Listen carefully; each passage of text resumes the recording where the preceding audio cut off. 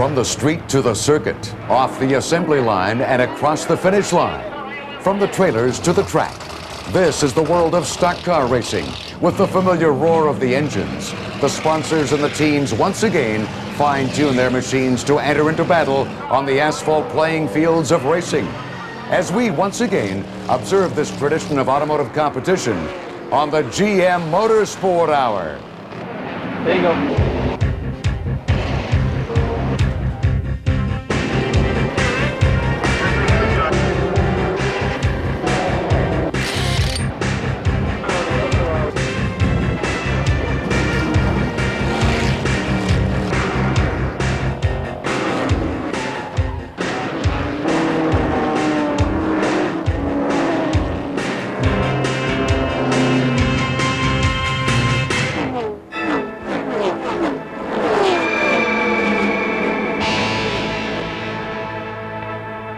This is the GM Motorsport Hour, brought to you by Players Limited, General Motors of Canada Limited, Quality GM Parts, the expert choice, and by Sony, the one and only.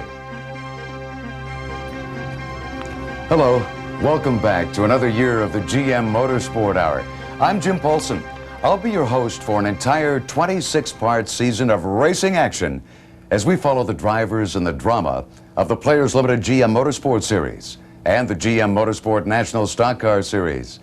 We'll travel coast to coast from Vancouver's second annual Molson Indy to Halifax and the Moosehead Grand Prix, from Quebec's Saint-Air Super Speedway to Calgary's Race City Speedway.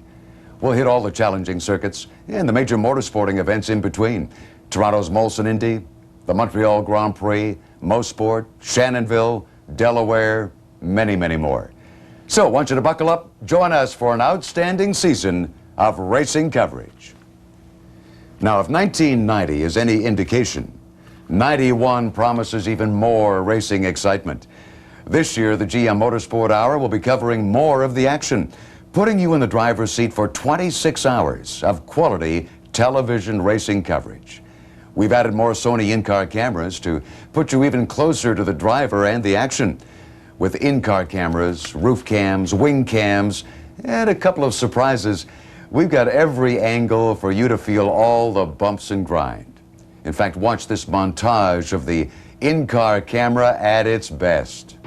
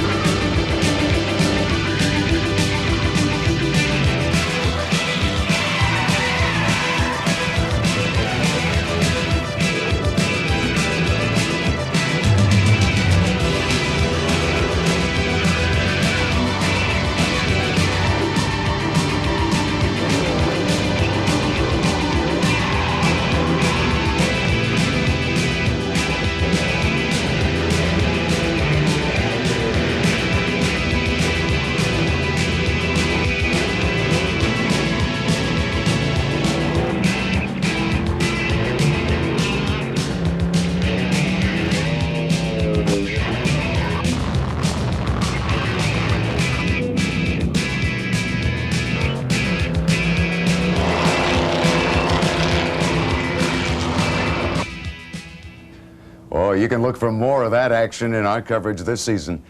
The two central series featured in the GM Motorsport Hour are the Players Limited GM Motorsport Series, bringing you its 6th year of exciting showroom stock car action with Camaros and Firebirds.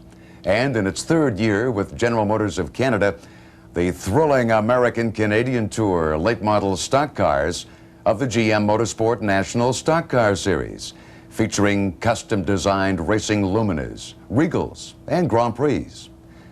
Now, many of these drivers in both series are seasoned on the circuits.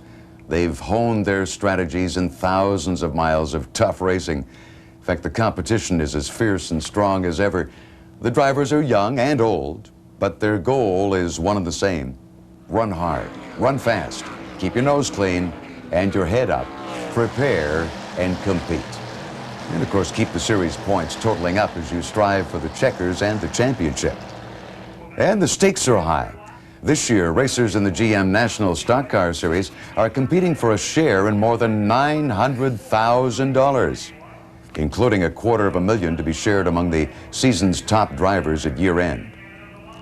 In the Players Limited GM Motorsport Series, competitors are looking at a shared purse of more than $700,000, with a $150,000 year-end point fund for the top drivers.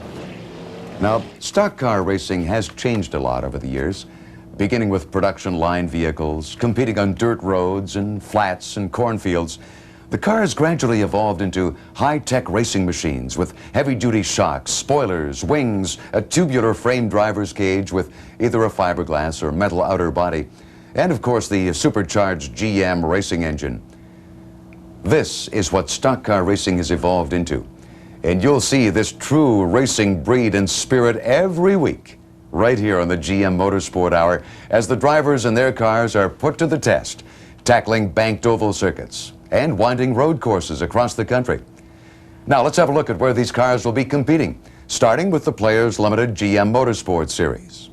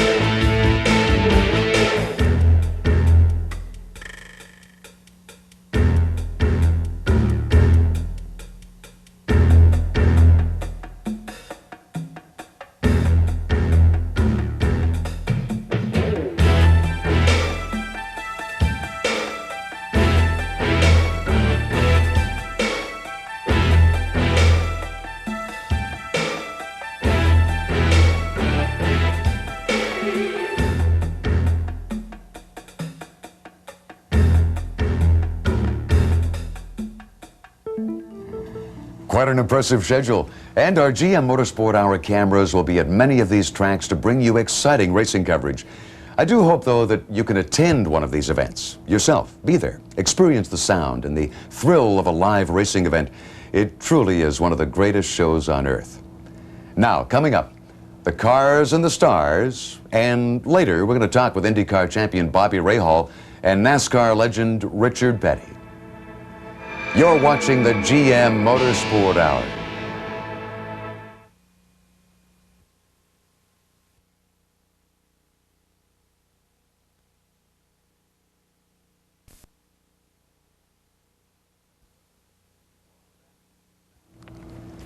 Welcome back. Now, let's have a closer look at the cars which compete in these two series, starting with the GM Motorsport National Stock Car Series.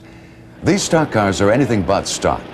From the outside, they look a lot like production model Chevrolet Luminas and Buick Regals, with stripes, spoilers, and sponsor decals. But these bodies are a light skin of fiberglass that fits on a tubular frame chassis, acting as a protective driver's cage in case of a rollover or structural impact.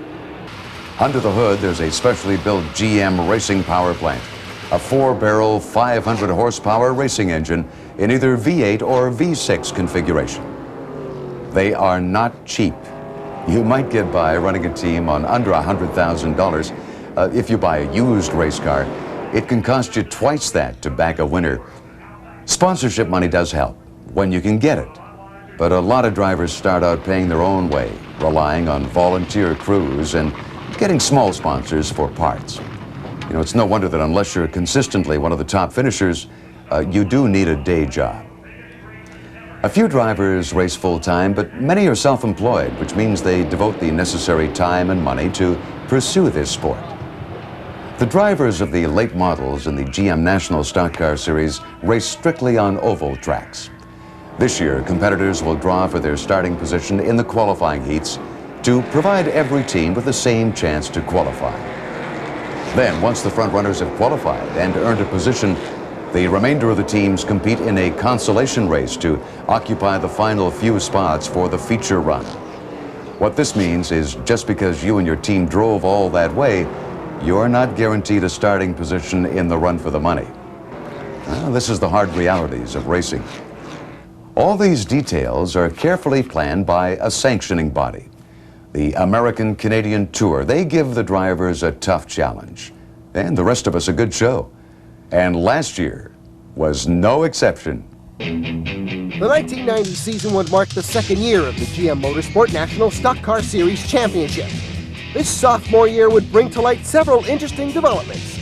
The first being the return and last-minute entry of five-time ACT American Canadian Tour champion Robbie Crouch. The inaugural year's champion, London, Ontario's Russ Erlin, would defend his title with a new car and a new color scheme. And a young Oshawa, Ontario native, Randy McDonald, would slowly but surely make his mark in 1990. As the season began, Russ Erlin, the defending '89 champion, would win the first two events, and the thought of an Erlin runaway return would slowly fizzle out as the racing schedule progressed. A quick two-race showing by the famed stock car builder and racer Junior Hanley would result in 2 wins, impressive for the temporary pinch hitter in the series. As the miles and the venues continued to tick away, the number 48 Tampa Tornado would begin his stormy road to the finish line. The 90 season would herald increased media attention from both television and print, as additional major sponsorship dollars were attracted to the series, joining General Motors in making the prize pool one of the richest stock car point funds in Canada. But the brightest light on the track came from the white 01 AC Delco Buick of Randy McDonald, who would take the second annual GM Motorsport National Stock Car Series Championship. McDonald's record would post an impressive 17 out of 22 top 10 finishes, the most laps led, and an impressive second-place position in the coveted American Canadian Tour Series final. The number 48 of Robbie Crouch would post 4 season victories, the GM Parts Pit Stop Competition Award, and claim the ACT Series Championship. Robbie's return to the series would herald the 6th time that he would hold the American Canadian Tour title, with a total career-winning purse of over $756,000. In 1990, the GM Motorsport National Stock Car Series established itself as the most lucrative and competitive Canadian stock car circuit. Now let's go to the showroom stock cars of the Players Limited GM Motorsport Series. These Firebirds and Camaros are the same models that might rumble up beside you at a stoplight. Now the difference is that these cars are modified slightly with roll cages, 5-point safety harnesses, special driver's seats, fire extinguishers, and a few other safety enhancements. But that's as far as the modifications go. You can buy these cars at your local GM dealer. Now, add $3,000 to $4,000 worth of race safety equipment and the car is ready. And while sponsorship is still important to help cover team costs, travel, insurance, parts, and a new car every year, the series is accessible to drivers without sky-high budgets. The basic requirements are a car and a valid professional racing license. Now, extremely tight dealer stock specs make competition close, with a strong emphasis on the driver's skill. These factory-made race cars are specially built in batches for the series, complete with a sealed engine to discourage anyone from, well, maybe trying to squeeze a little more out of the car. That means each car competes with the same engine, a 5-liter V8 with tuned port fuel injection and 230 pounding horses. Actually, even the tires are the same, asphalt-hugging Goodyear Eagle GTs. The tightly enforced specs and the non-tampering rules put the competition directly on the shoulders of the drivers. But you know, it's hard to imagine what more you could do. GM have used these cars to fine-tune the production models, installing Corvette-type brakes, an aluminum drive shaft, specific shock absorber valving, and an anti-slosh fuel pickup system, among others. Now, the things that GM learns under race conditions pay off in a better car for GM customers. When you buy one of these packages at your local dealership, you've got the benefits of track-tested alterations which translate into pure street performance. The Players Limited GM Motorsport Series challenges both cars and drivers on a variety of demanding road courses, banked ovals, and street circuits. From the green flag, it's a rolling start, the top 6 qualifiers leading the lap in reverse inverted order, followed by the rest of the pack. And the twists and turns of a road course or a street circuit make for unpredictable action. Drivers compete in an Eastern and Western series. They run on different courses in different series for their championships. And then the final challenge, the $50,000 East versus West shootout, which turns into heated but good-natured competition. Last year, the shootout was a fitting finale to a year of very tight competition, in fact. Richard Spinard's consistent high finishes throughout the year led him to the Eastern Series championship.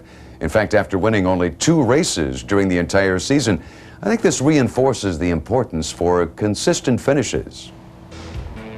1990 was yet another year of exciting events for the Players Limited GM Motorsport Series Eastern and Western Series competitors. Door-handle to door-handle Camaro and Firebird racing was once again a popular sport for all to observe and to participate in. Continuing in the tradition of being called Canada's resident motorsport champion, Richard Spinard was honored again with his 3rd Players Limited GM Motorsport Series title. Spinard would only visit the podium during the season once, but with consistent finishes would still take the overall series championship. And now on to the West. Fabulous Frank Allers, the soft-spoken but very calculated master of the Western Series drivers, would chalk up his 4th consecutive series win. Like his Eastern Series teammate, Allers would also only post 1 win during the season. 1990 also signaled the arrival of 2 new street circuits, Halifax for the Moosehead Grand Prix and the most celebrated inaugural Vancouver Molson Indy. Vancouver now has established a true East-West, coast-to-coast series for the Players Limited GM Motorsport Series. The one casualty of the season was the unfortunate loss of Westwood Motorsport Park. Many Canadian competitors and fans will bid a fond farewell to this scenic, winding road course. Westwood would go out with a bang as the host of the annual $50,000 shootout. And the big prize money was up for grabs for the Eastern and Western Series drivers.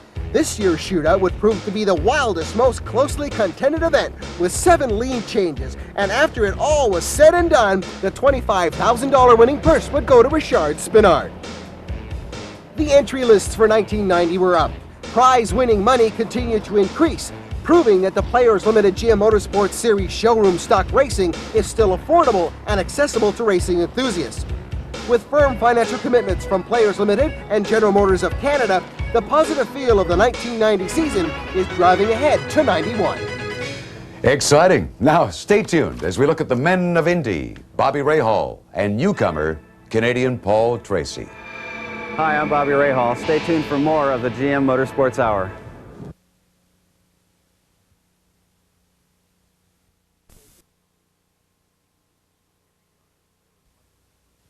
Indy cars bear as much resemblance to street machines as a Lamborghini does to a motorcycle, hitting speeds over 358 kilometers or 224 miles per hour. These drivers and cars are downright serious missiles on wheels, with costs as high as $5 million to run an operation. I mean, they're serious about more than speed. Canada hosts 2 annual IndyCar events.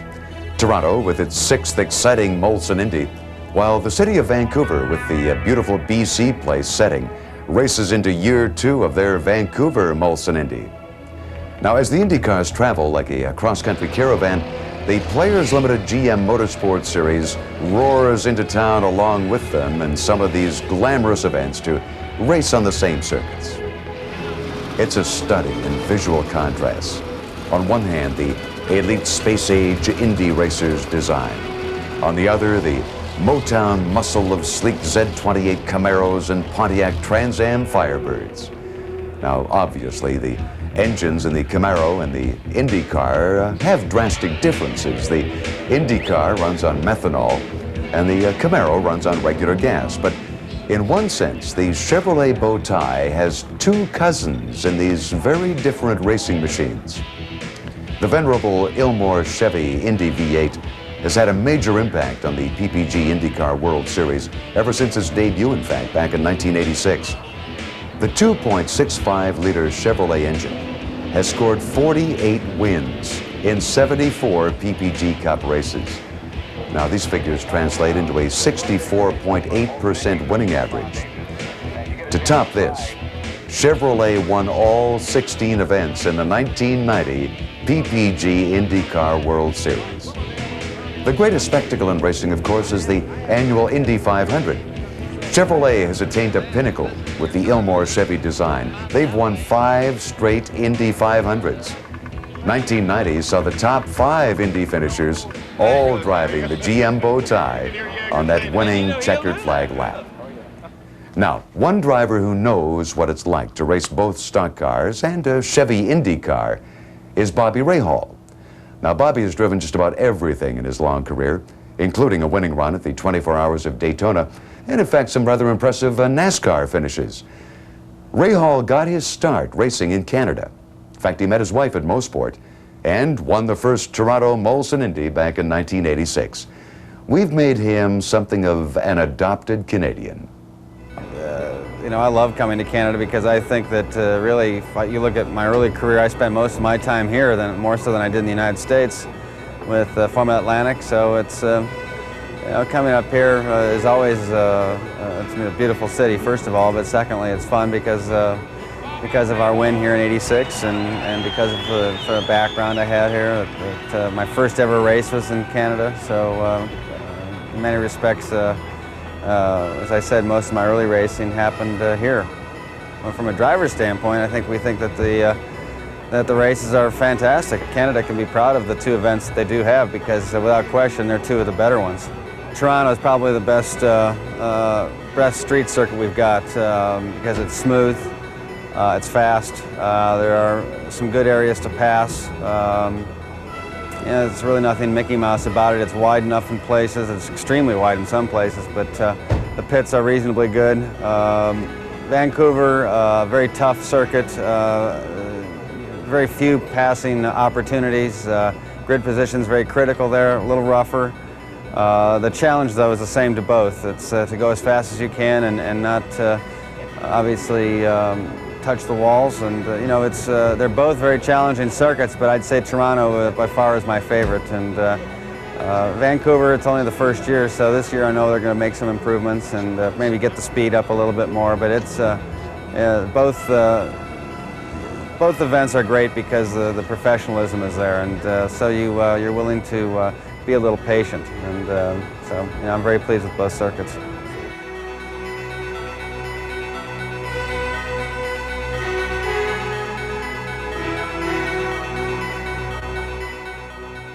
It's a very reliable engine, a very powerful engine, got a lot of torque.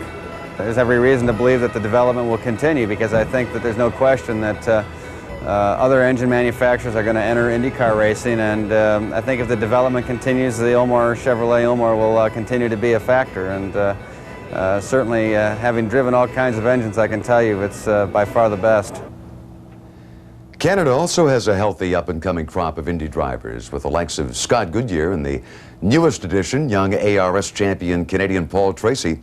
Late in the season of 1990, in fact, Tracy was given an opportunity to test his natural talent in an Indy car. The test today is designed just for me to learn how the car works and for True Sports Racing Team to get some information back on the car, on how it's handling.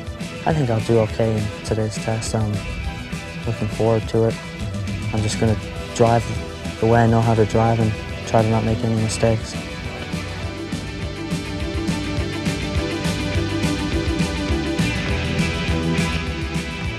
I started racing when I was 8 years old. I'm 21 now. I raced karts from when I was 8 years old, and then Formula Ford, and Formula Atlantic, and then ARS.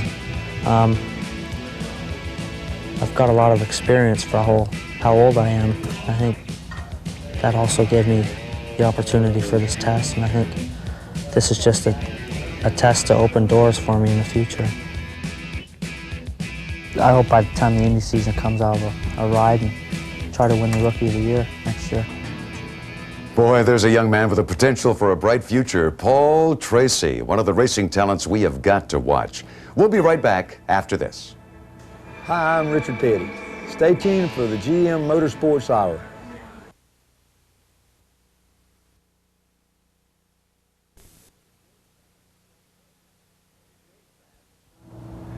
In days past, stock car drivers raced on a wing and a prayer, sponsorless and often penniless, with cars, engines, and parts forged out of the scrapyards. The prize money was low, and sometimes it was tough to collect it. Well, things have changed somewhat, but it's still as difficult as ever and very expensive. The biggest difference is in series organizers and sanctioning bodies like the American-Canadian Tour, who've gone to great lengths to make stock car racing a professional, marketable sport. In 1989, GM decided to sponsor a late model stock car series within a series. The GM Motorsport National Stock Car Series was created as a separate part of the American-Canadian Tour. Now, the American-Canadian Tour is a true cross-border ambassador of racing, pitting the best late model drivers from the American Northeast against Canada's best from Ontario, Quebec, and the Maritimes. Just 3 years old, this highly professional and competitive series is the richest stock car championship in Canada. Tom Curley is the enthusiastic driving force behind ACT. I think 91 is really the year this series will come into its own in Canada. We're getting a lot of recognition now thanks to GM, and of course Budweiser's come in now as another sponsor for us with Labatt. So I think our series is going where we wanted it to go when we first designed it a number of years ago, and we're looking forward to the car counts. Are just magnificent. I mean, we've got tremendous car counts, and the competition is the best I've ever seen on short track racing in 15 years, so we're excited about it.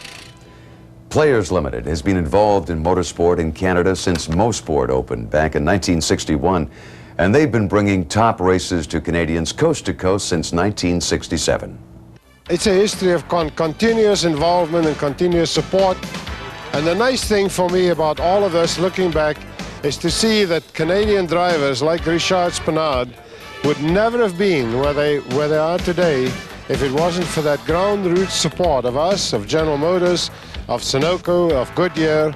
And I think we can be proud of the fact that we Canadians have created and that we're running an excellent automobile racing series in our own country. As race director and players, GM 1991, obviously we're looking for the best racing that we can get. The good, clean competition that we all aspire to and get in the Players GM Motorsport Series, at least from an equality point of view. The cars are very even, and as a result, we tend to touch each other a lot. That goes with the territory, and it also goes with the very high degree of driver quality that we have. Television has made this series, I believe, the #1 racing series in Canada.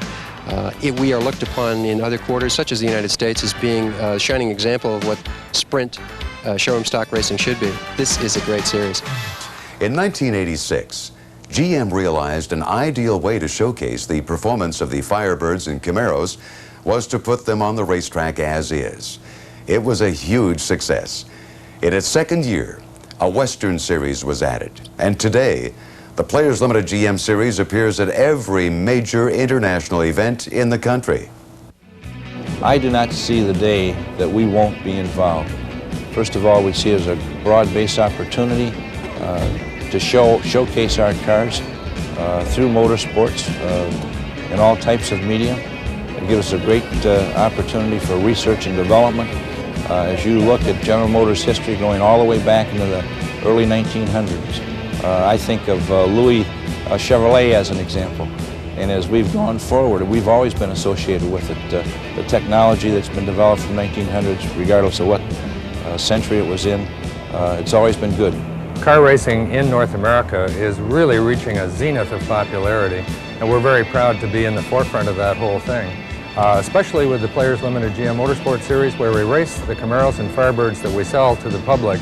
These are absolutely showroom stock vehicles. We think they've put on a tremendous show for the past 5 years. This year we're racing again 1991 models. The 91 came out early, so we raced that car last year. So this will be the second year for a lot of those cars running on the track. They stand up wonderfully in durability and performance to the ardors of racing. Each year, stock car racing and motorsport in general attracts more fans. Dennis Morgan is the Saturday editor of the Toronto Star. He writes on racing for the well-respected Toronto Star Saturday Wheels section. I think the future of Canadian motorsport is good, it's bright. There are already plans for a new single chassis stock car type of race in 1992. There will be developments of the ACT, the GM National Stock Car Series. That will grow in popularity, particularly as more people become aware of it. I think that the future for open wheel racing is also bright. A lot of young people are coming in at the grassroots level with Formula 1600, Formula 1200, etc. Canada, considering its population, has some of the best drivers in the world, and I see that continuing in the future. Next, we take time to meet some of these gladiators of the asphalt as we return with more of the GM Motorsport Hour.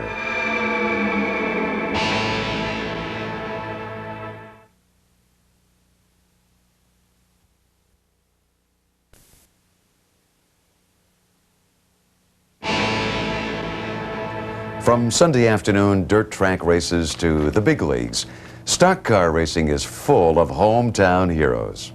And in both the Players Limited GM Motorsport Series and the GM National Stock Car Series, most of those heroes are Canadian. Last year, 55 of 76 drivers in the National Series were Canadian, representing 4 provinces. And all the drivers in the Players Limited GM Motorsport Series hail from Canada's eastern and western provinces. Let's meet a few of them, along with some of their colleagues from across the border. Randy McDonald has been dubbed Ontario's Golden Boy by an American TV network. The Oshawa driver had an outstanding season last year, winning the 2nd annual National Stock Car Series Canadian Championship and finishing a close second to Robbie Crouch in the overall American-Canadian Tour. In 1990, GM Motorsport National Stock Car Series champion, which was the 2nd year for that title. It was our 1st year that we competed full-time for it. Tremendous success, really. We were a very consistent racing team. Out of 3,000 and some odd laps, there was only 22 that we didn't finish, which gave us a finishing average of about 99.3%, which is pretty good and really uncommon in today's type of stock car racing. So that's a record upon itself. We led the most laps, we won a lot of time trials, set some track records with the 390 carburetors, and altogether it's just a fabulous year, which we're counting on doing better this year. An interesting footnote is that Randy competed in the Players GM Series in 1987 and won the Rookie of the Year award. London, Ontario's Russ Erlin grabbed the first GM Motorsport National Stock Car Series Championship in 1990, this after taking the Rookie of the Year title in 1988. Erlin as well became the first Canadian ever to win the overall ACT Championship.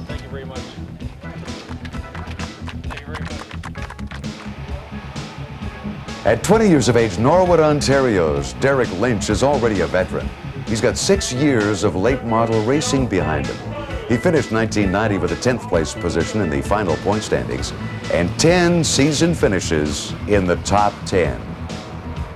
What do you get when you take a 3-year-old car bought 2 weeks before opening day, a fairly inexperienced crew, and the lack of a major sponsor? Well, add in 5-time ACT winner Robbie Crouch, and you've got yet another championship. Veteran stock car builder and accomplished driver Oakville's Junior Handley is very exciting to watch and a contender for the series championship. In the Players Limited GM Motorsport Series, Richard Spinard is fast becoming a legend. Last year, the racing veteran captured his 3rd championship. and won the East-West Shootout. We're hoping to do another first and second in the championship. I'll be teammate with David Impringham again, with Motormaster to support the team, and hopefully Trudeau will join us again. So, you know, we don't expect too many changes. Last year, overall, we won 5 races out of 10, and you know, there's 10 races there, and we'd like to win as many as we can. But again, the championship is going to be our goal is to win it. So we'll do whatever it needs to be done to be in a podium as often as we can, and if it means to qualify first and then win every race, we'll try it. Thank you very much. I'll take the 7,000, no problem. Robin Buck, a good season in 1990, capped by some masterful rain driving at Trois-Rivières and a win in his first Western Series race, the Vancouver Indy event. Watch him this year. Well, in the 1991 season, we're looking for consistency. I think that will be a big key in winning the championship. In the past few years, consistency has been the key to the winners capturing the championship, and we're going to try for it. Kenny Wilden, he won the Rookie of the Year title in 1989, but while he often came close last year, he hasn't won a race. Look for some real hunger and determination from this young driver in 1991. A protege and a teammate to Richard Spinard, young David Impringham finished second to Spinard in 1990 and is pushing for the championship in 1991. The National Stock Car Series holds all their races at ovals, while the Players GM Series hosts events at a variety of ovals, road courses, and temporary street circuits. One of the most famous and interesting tracks we'll visit is Motorport, which inaugurated its new 0.8-mile oval last year. The addition means Motorport offers both an oval and a road course, something only a couple of other Canadian tracks offer. Since its opening in 1961, Motorport's track has tested both Formula One and stock car drivers, hosting the Canadian Grand Prix a number of times. In fact, ask any veteran of racing about Motorport, and you'll hear about one of the greatest tracks in the world. Well, of course, we start with the road course. We've been in the business for 30 years now. A couple of years back, we decided that oval racing was of interest as well. There was a demand for a first-class oval, so we built one. And that gave us an opportunity of working with both sides of General Motors' plans in motorsport, being the Players GM Motorsport Series and the General Motors Stock Car Series. What's next? Stay tuned, because next we talk to the undisputed king of stock car racing, the one and only Richard Petty.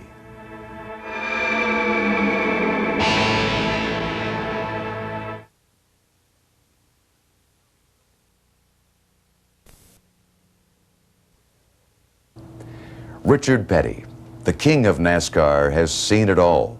His dad was the winner of the first Daytona 500, and his son races there today.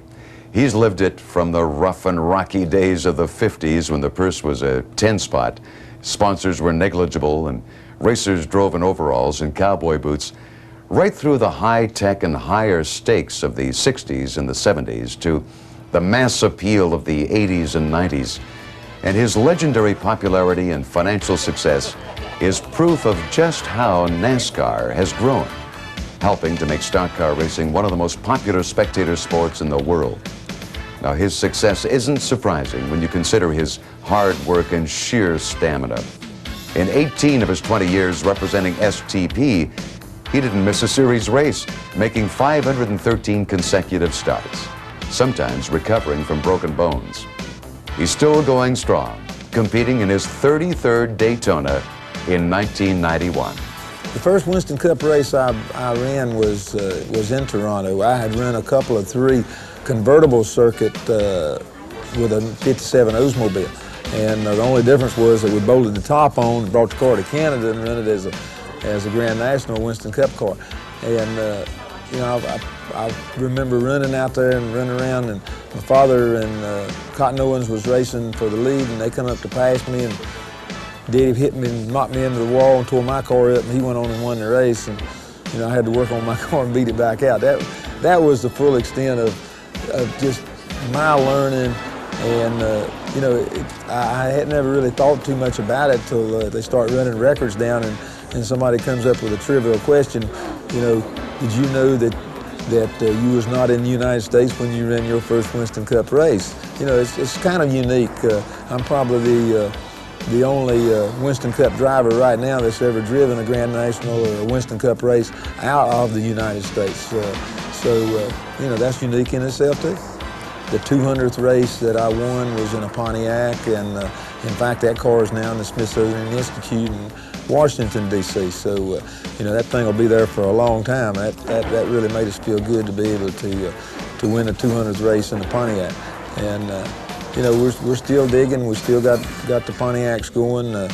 You know, we're still trying to win some more races with them, but, you know, we hadn't given up yet. Petty really is an identifiable motorsport figure and a well-liked competitor.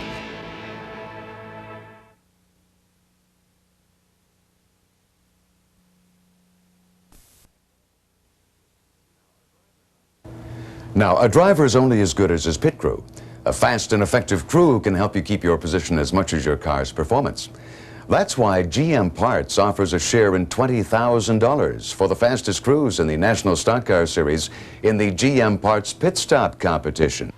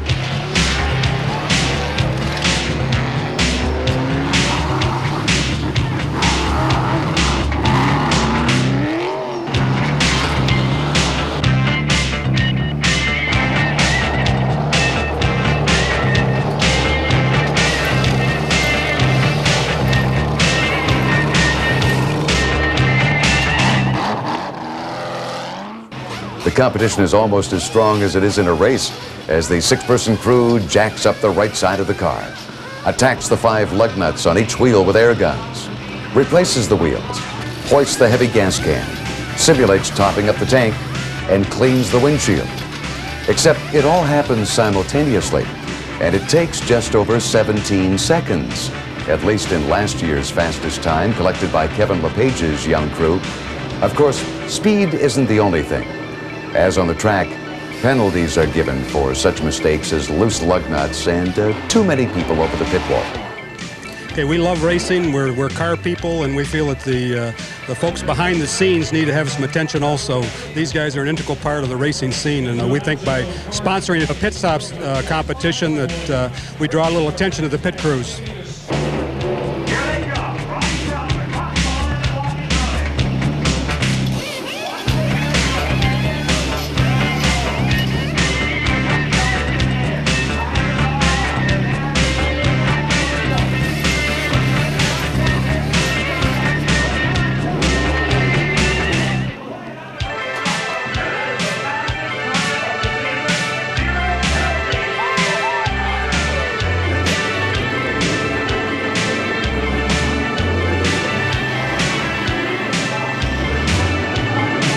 Now, as far apart as they are in style, the GM Motorsport National Stock Car Series and the Players Limited GM Motorsport Series have a lot in common with Formula and Indy racing.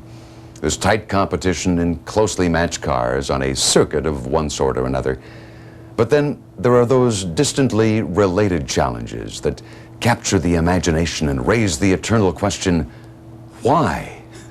Occasionally, we hear of a maverick on the edge of motorsport, an adventurer, a daredevil, the kind of person who pushes themselves and their vehicles to the limit. Gary Sowerby was bored. So in 1987, he and writer Tim Cahill drove a GMC Sierra, the longest possible distance in the Western Hemisphere, Tierra del Fuego in Argentina to Prudhoe Bay in Alaska. 14,642 miles in 24 days. 10 years ago, I realized that there were 3 records in the Guinness Book of Records for long-distance driving. Around the world, from the bottom of Africa to the top of Norway, and from the bottom of South America, Tierra del Fuego, to Prudhoe Bay, Alaska. 10 years ago, I quit my job as an Air Force pilot, started a little company, Odyssey International Limited, and I went out to beat those 3 records. So in 1987, when the new GMC Sierra, the new line of pickup trucks were coming out, I made an arrangement with General Motors that I would get the first 4-wheel drive diesel production pickup built here at the Oshawa plant. We took that truck and I got together with Tim Cahill, an editor at Rolling Stone magazine, who's a very fine writer, in fact. And our goal was to go out and to beat a 56-day record for that drive, which the drive was actually about 15,000 miles. And about 3.5 years ago, we started out of Tierra del Fuego with that new pickup truck, and we did the 15,000 miles in just over 23 days. Now, along the way, he's helped pioneer adventure driving, setting world records and unique challenges for other drivers as well. Last year, he hit all 7 East Bloc capitals in less than a week. And then in 1989, he took a 4-wheel drive vehicle right to the top of Toronto's CN Tower. How? Well, by taking it apart, carrying it up, and putting it back together before crossing a finish line. Why? Well, for charity, and, well, because it was there. Now, let's take a look at a list of the motorsport events which the GM Motorsport Hour will be visiting this season.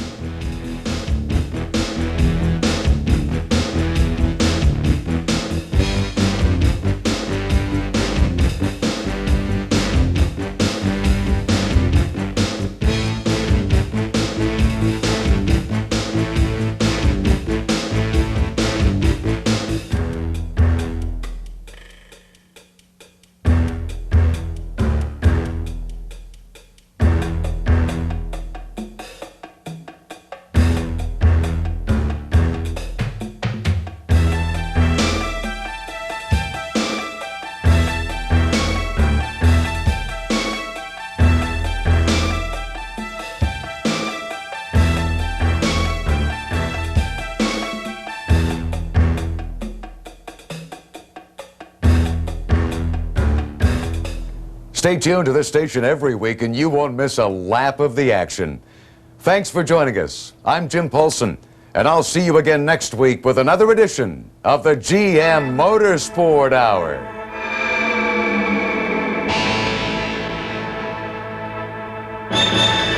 This is the GM Motorsport Hour, brought to you by Players Limited, General Motors of Canada Limited, Quality GM Parts, the expert choice, and by Sony, the one and only.